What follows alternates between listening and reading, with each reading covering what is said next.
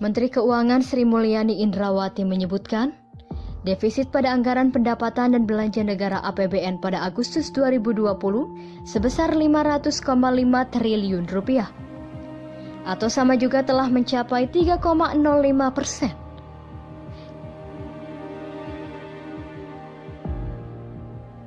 Defisit 3,05% terjadi karena realisasi pendapatan negara yang hingga Agustus sebesar 1.034,1 triliun rupiah, lebih rendah dibandingkan realisasi belanja yang telah mencapai 1.534,7 triliun rupiah.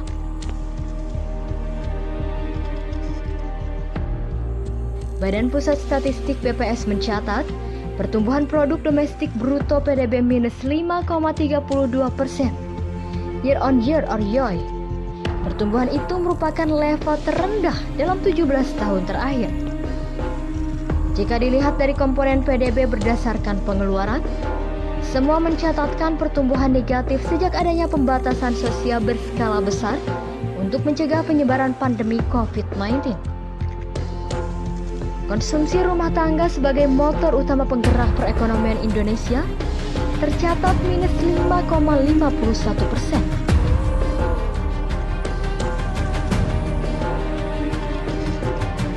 Selain komponen PDB, beberapa indikator perekonomian domestik pun mengalami penurunan.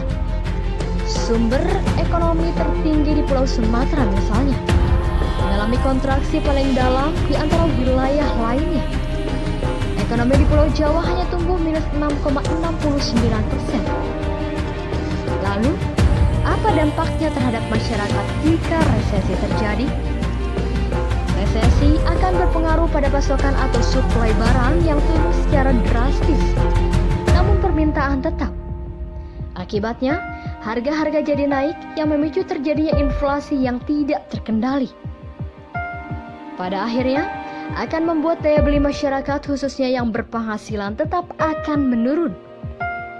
Ujung-ujungnya pertumbuhan ekonomi akan semakin terpuruk. Penurunan pasokan atau supply dipastikan membuat produksi merosot.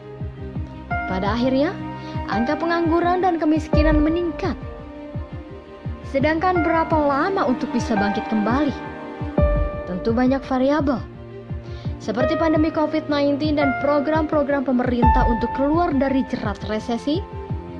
Lamanya pandemi terjadi berbanding lurus dengan periode resesi.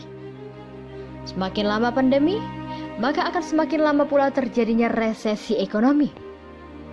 Namun yang pasti, untuk bisa berhasil mengatasi pandemi dan resesi diperlukan kerjasama antar pemerintah, masyarakat, dan industri.